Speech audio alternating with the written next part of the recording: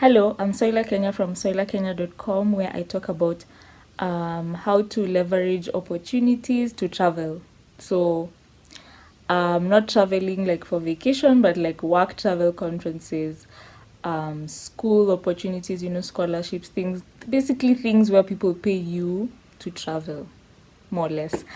And today I am talking about something that is still on the same line with the past few videos I've been making around school content and applying for higher education abroad.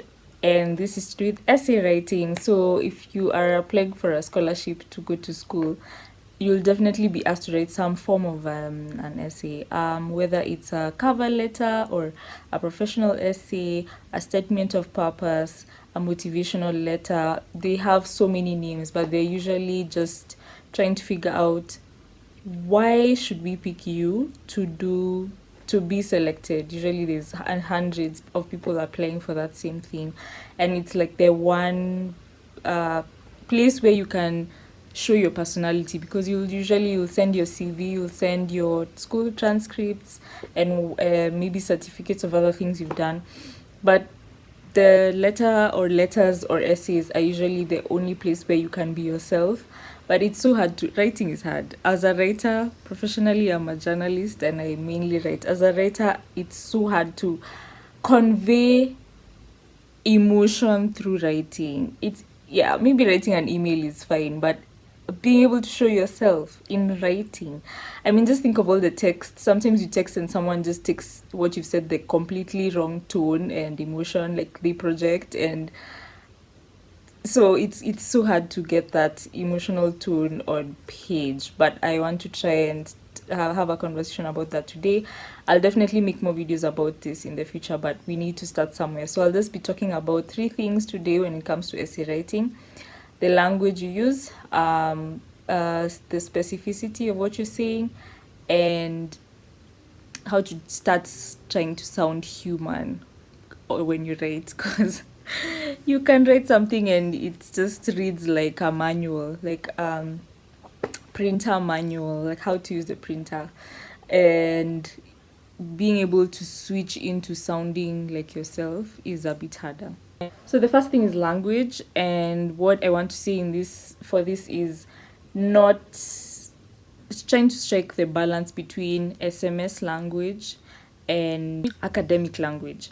So it's so hard to get to that midpoint, but that's what we are aiming for. That's where we're trying to get to. So as you are saying how, I've done this, I was the youth leader in my church, I was I was part of the environment club, in whatever you were saying there, you don't want to come across as too stiff, because then they won't be able to get a sense of you. But then we also don't want to be on the other extreme where you're talking like you're talking to your friend, where it's just like lol, haha, like no, we also don't want that. So some of the things I can think of when it comes to this is reading your essay out loud after you're done, because I mean essay writing consists of a lot of things. But once you've written it, because there's the content, so we're not even talking about content today, we're just talking about the tone today, at the basic surface level things. So the language, you can only hear it when you hear yourself talking. Like, say it out loud, tell someone else to read it back to you, to hear how it's coming across. You might write a sentence and you're like, oh wait, that sounded so aggressive, or that sounded so childish. There's so many things when you're in the moment of writing you might not notice. So write it, give it a day or a few days, and then go back to it and read it aloud to yourself, or get someone to help you read it, and you'll start to see that, oh wait, that paragraph sounds weird, I need to rewrite it, or whatever else. So read it aloud, that helps. Another thing on language is, do not use buzzwords, please. Please, please, please. Let's not do it. So, like synergy, teamwork, find other words. Imagine just go find synonyms for those things. I'm dead serious. Just find a synonym. Stay away. And as a writer, I can tell you, we're always looking for synonyms. It's like you're writing about a story, you're writing something about, I don't know, storytelling, and you notice you've said storytelling 10 times in each paragraph. So you just go find a synonym for storytelling or other ways to say the word storytelling. So that's the way, that's what to do, honestly. Just go and find a synonym for the word synergy. Like, I don't even know what synergy is. That I think about, it's like dynamism or something. I don't know, but just don't ever say synergy or any of, you'll know the buzzwords, and when you read it aloud, you'll hear them. Now you'll be like, oh wait, no, just find another way instead of saying teamwork or team player or whatever. Just find other words. Google is your friend. There's so several thesauruses that are there. Just go and use them.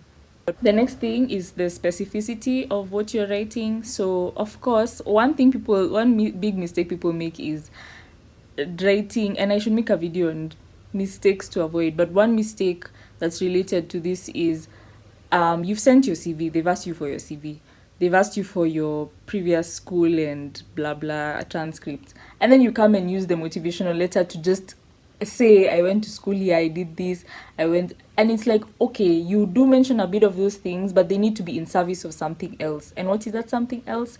Your goals. What do you want to get out of this degree? Okay, it's fine if you just wanted to go to school so that it's on your CV, and to get to the next level in your career you needed to have a master's in this, and that was the only reason. But it needs to seem genuine, especially if you're applying for a scholarship where it's competitive.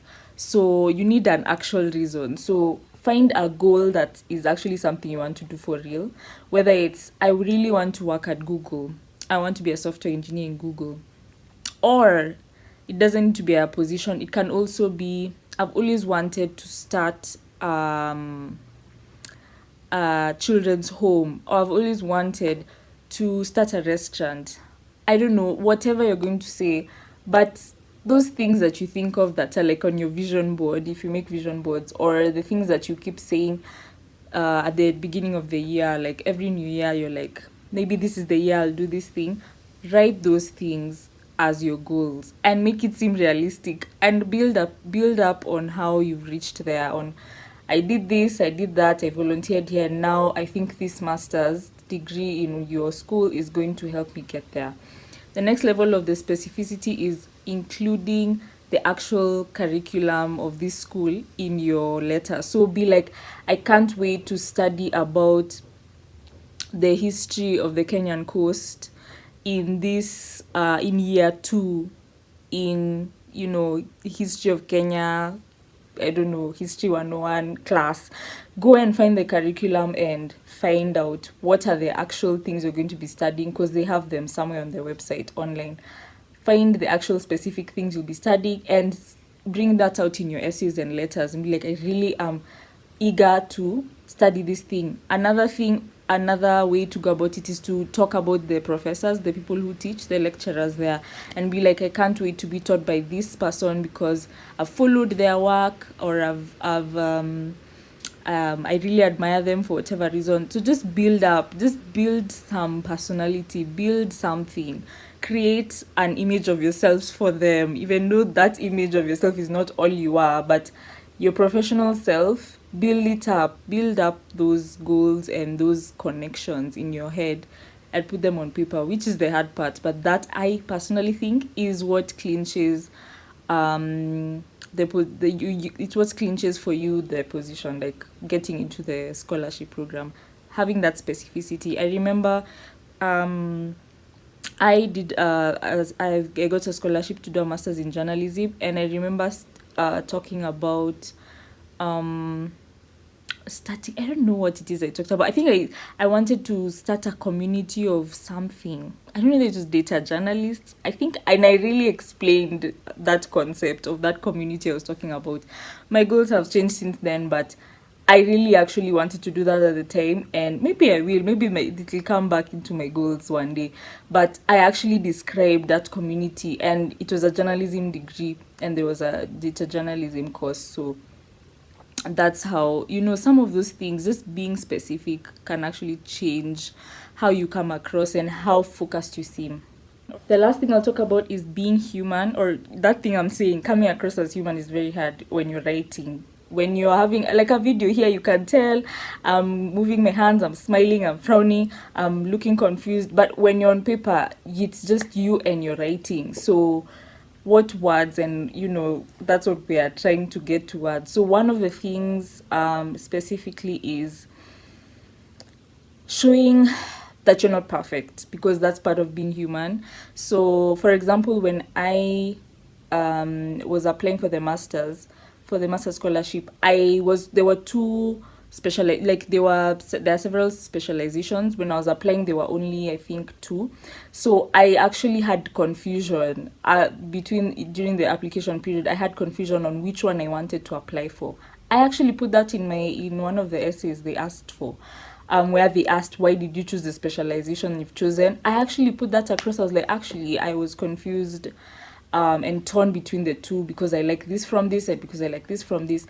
But I ended up deciding on this because, and that was literally my letter. Like, I bared my confusion, and sort of showed them, like, yeah, look, I was all over the place. And I took some time to think about it, and this is how I landed on this specialization. So find a way to show that you're human in those ways. In the It's, you're writing a letter, you want to come across as perfect, like, I did this, I was the youth leader here, and then I did this, and then I got my first job. Okay, fine, but in the midst of that, find something, some way, depending on what they are asking for in the essay, find a place where you can show your humanity through. I used to be I had a restaurant for 10 months, and then I didn't want to be in the restaurant business anymore. Now I'm in public relations. Talk through that, like, why that switch, and find a way to connect that into now your larger goal and the goal of the master's program and what they're teaching there. It's all about connection. So everything can be connected. Trust me, everything is connected. Everything. Like, you can give me two subjects right now, and we can sit down together and come up with an essay on how the two are connected, because everything is. And especially if it's you are the person tying together the fact that you are you are a restaurateur, and then now you are in public relations. Talk us through that. Remember, it's not just saying, in 2020 I started the restaurant, then the pandemic came, so I closed my restaurant, and then I became a public relation. It's not that. It's showing the emotion. Now use that aspect, that tension, to build a story. Like, I did this, I had to quit, I had to go live with my mom, even though I had moved out, I had to go back, and build up. As long as all this is in service of the goals, of showing you how you got to your goals, and then also in showing how those goals can be achieved through the master's scholarship you're applying for, or PhD, or whatever scholarship you're applying for. Yeah, so today that's it. I do want to talk more about essay writing when it comes to applying for scholarships, and also just applying for things in general where they ask. It's just that scholarships are really where they ask for those essays. So if you have any specific questions, let me know in the comments. Also, I, on my website, have a consultancy where I help you with your application packages. I'll leave the link for that in the description. So I don't write them for you. I do not write anything for anyone. But after you've written your stuff, you can send them to me, and we can look through them together, and I can give you now more specific advice on, no, this section, do this. This is what they're asking for in the essay. I think you should scrap this section and write this instead, or I think you should do this. So I help you go through the nitty-gritty like an editor, and to help you just refine it. Just from, I've been doing this for several years now. I think I feel like it's been even 8 years maybe of applying for things and getting accepted. So I feel like I've learned a bit about that, and if you would like me to help you with that, I have some paid services on my website. I'll leave them in the description. And of course, one of the major things I help with is essay writing. So if you're in that situation, or if you feel like you'll be in that situation anytime in the future, I'll still be here. You can always just save my page and come back when you need my help. All right, that's it for today. It's been great. It's a really I think it's one of the shorter videos, I think, hopefully. And let me know what other topics you want me to talk about other than just essay writing, but I will be making more on the essay writing in the future. Head over to my blog as well, because I talk about just applying for things, various different things over there. Also on this YouTube channel, I have videos about opportunities, but On the YouTube channel, I also talk about books. I read a lot, or I used to read a lot. That's a story for another day, but I read a lot of fiction, and I also make content on that. So if that's of interest to you, just go scroll on my YouTube. Subscribe if you want. Also, you can DM me on my social media, which I'll leave in the description. And this outro has taken 10 years. Okay, bye.